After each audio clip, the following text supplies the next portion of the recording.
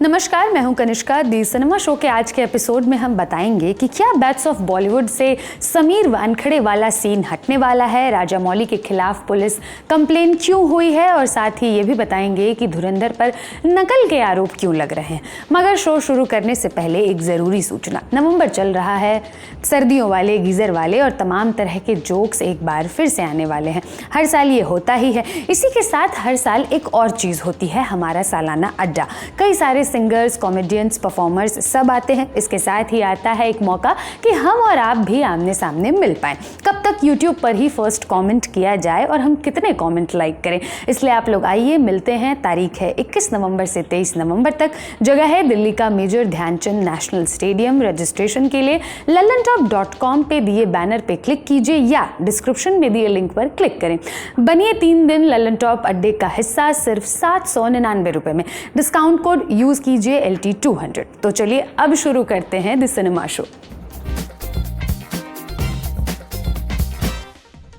Avengers secret Wars के actor में एक नया नाम जुड़ा है। डेडलाइन की रिपोर्ट के मुताबिक stranger things fame actor सैडी Singh को भी इस फिल्म में कास्ट किया गया है। उनका रोल क्या होगा ये अभी स्पष्ट नहीं है, मगर कुछ मीडिया रिपोर्ट्स के मुताबिक एवेंजर्स सीक्रेट वॉर्स में वो एक्स-मेन म्यूटेंट जीन ग्रे का किरदार निभाएंगी। सैडी सिंह मार्वल सिनेमैटिक यूनिवर्स की ही स्पाइडरमैन ब्रांड न्यू डे में भी काम कर रही हैं। Daniel Craig starrer wake up dead man knives out mystery का ट्रेलर आया है। वो एक बार फिर बेनाओ ब्लाक के किरदार में नजर आएंगे, मगर इस बार उनका लुक इस सीरीज की पिछली 2 फिल्मों से इंटेंस है। ट्रेलर के मुताबिक ग्लेन क्लोज और केरी वॉशिंगटन भी फिल्म में अहम किरदारों में हैं। रायन जॉनसन के डायरेक्शन में बनी ये फिल्म 26 नवंबर को चुनिंदा थिएटर्स में और 12 दिसंबर को नेटफ्लिक्स पर रिलीज होगी। सेंसर बोर्ड ने 120 बहादुर से कोई सीन तो नहीं हटवाया, मगर एक डायलॉग से जाति सूचक शब्द रिप्लेस करवाया है। फिल्म के ट्रेलर में 13 कुमाऊं रेजिमेंट के सिपाही बोलते हैं अहीर हैं हम, फिल्म में इस फौजी हैं हम से रिप्लेस करवाया गया है। सेंसर बोर्ड ने फिल्म को UA 13+ सर्टिफिकेट दिया है। फिल्म 21 नवंबर को सिनेमाघरों में रिलीज होगी। इसे रजनीश रेजी घई ने डायरेक्ट किया है। रणवीर सिंह की धुरंधर के ट्रेलर की चर्चा हर तरफ हो रही है। जहां एक तरफ लोग इसके इंटेंस एक्शन की तारीफ एक सांस में कर रहे हैं, वहीं दूसरी तरफ इस पर नकल के आरोप भी लग रहे हैं। वजह है ट्रेलर के बैकग्राउंड में सुनाई दे रहा कवाली ना तो कारवां की तलाश है।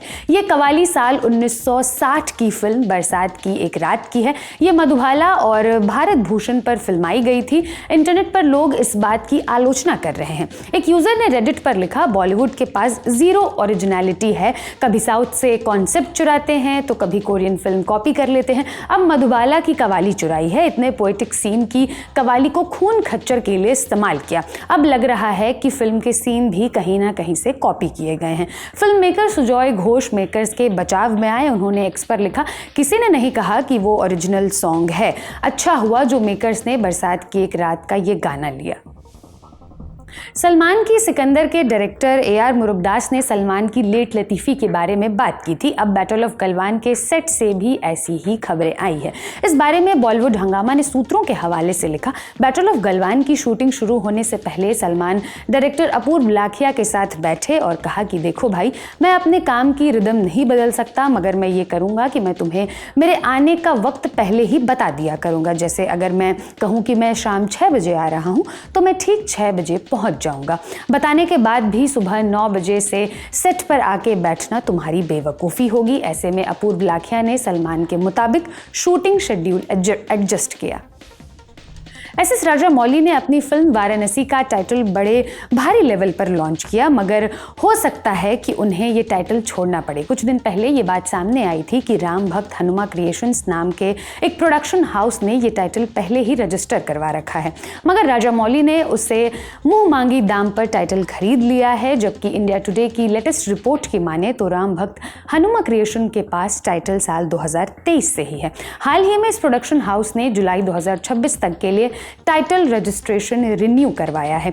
हालांकि इसमें भी एक पेच है। दरअसल राजामौली की फिल्म की स्पेलिंग में वाराणसी के V के बाद एक A आता है, जबकि राम भक्त हनुमा क्रिएशन ने जो टाइटल रजिस्टर करवाया है उसमें V के बाद 2 A आता है। असमंजस बना हुआ है। कुछ मीडिया रिपोर्ट्स के मुताबिक राजामौली अपने बेटे कार्तिकेय के साथ राम भक्त हनुमा क्रिएशन के प्रोड्यूसर CH सुब्बा से मीटिंग करने वाले हैं। आर्यन खान की सीरीज बैट्स ऑफ बॉलीवुड में समीर वानखड़े वाला सीन विवाद का विषय बना। समीर वानखड़े वही तत्कालीन NCB ऑफिसर हैं जिन्होंने 2021 में आर्यन खान को ड्रग केस में अरेस्ट किया था। बैट्स ऑफ बॉलीवुड में आर्यन ने इस पूरे वाकया को मजाकिया अंदाज में दिखाया। इस कैमियो में वानखड़े जैसे दिखने वाले एक्टर को कास्ट किया गया। शो रिलीज के बाद समीर वानखड़े ने शाहरुख और रेड चिलीज एंटरटेनमेंट पर मानहानि का मुकदमा किया था। अब खबर है कि नेटफ्लिक्स उस सीन को शो से हटा सकता है। इस बारे में डेक्कन क्रॉनिकल ने नेटफ्लिक्स से जुड़े सूत्र के हवाले से लिखा, वो सीन सिर्फ 2 मिनट का है, उसे हटाने से सीरीज को कोई फर्क नहीं पड़ेगा। पब्लिक डोमेन में मामला और बढ़े, इससे अच्छा है कि सीन हटा ही दें। वाराणसी के लॉन्च इवेंट में SS राजामौली ने भगवान हनुमान पर एक बयान दिया था। इस पर बहुत बवाल हुआ। अब खबर है कि राजामौली के खिलाफ पुलिस में शिकायत दर्ज करवाई गई है और ये कंप्लेंट की है राष्ट्रीय वानर सेना नाम के एक संगठन ने। इस शिकायत में संगठन ने लिखा, राजामौली ने जानबूझकर हनुमान का अपमान किया है, वो भी हजारों लोगों, मीडिया और सेलिब्रिटीज के सामने। उनका मकसद अलग अलग धर्मों के बीच नफरत फैलाना है। ऐसा करके वो अपनी फिल्म को प्रमोट करना चाहते हैं। पुलिस जल्द से जल्द राजामौली के खिलाफ लीगल एक्शन ले। ऐसा नहीं हुआ तो राष्ट्रीय वानर सेना राज्य भर में उनके खिलाफ विरोध प्रदर्शन करेगी। हम याद दिला दें कि राजामौली ने इवेंट में ट्रेलर ना चल पाने का दोष हनुमान जी के सिर मढ़ दिया था। खुद को नास्तिक बताते हुए उन्होंने कहा था कि पिताजी बोले कि मुसीबत आए तो हनुमान जी को याद करना, वो साथ देंगे। क्या हनुमान ऐसे काम करते हैं?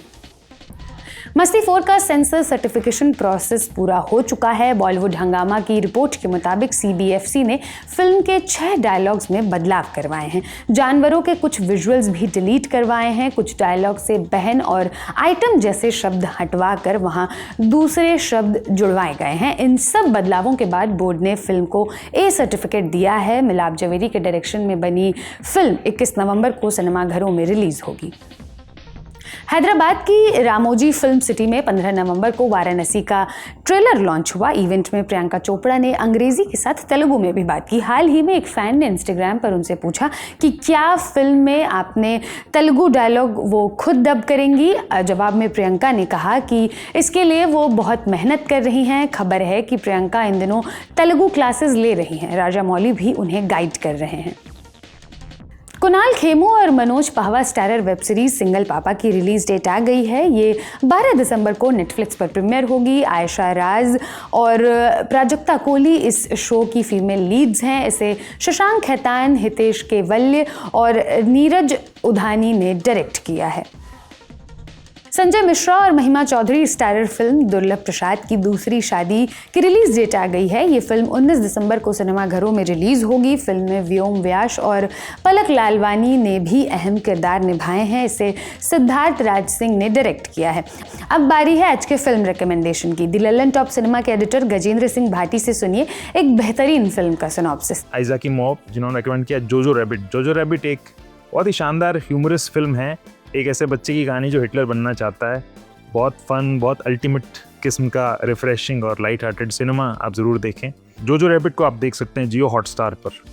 आज का शो लिखा था मेरी साथी अंकिता ने। देखते रहिए ललन टॉप सिनेमा। शुक्रिया। आ गए हैं साल के वो 3 दिन जब हमारे और आपके बीच का पर्दा खत्म हो जाता है। हम और आप आमने सामने मिलते हैं, बोलते हैं, बैठते हैं, बतियाते हैं, सवाल पूछते हैं, तस्वीरें खींचते हैं और अगर आप घर से कुछ स्वादिष्ट खाना बना लाएं तो साथ में 2 निवाले भी निगलते हैं। ये है ललन टॉप अड्डा। ललन टॉप का सालाना जलसा 21, 22 और 23 नवंबर को दिल्ली के मेजर ध्यानचंद नेशनल स्टेडियम में। फटाक से करिए बुकिंग और फिर करते हैं मुलाकात।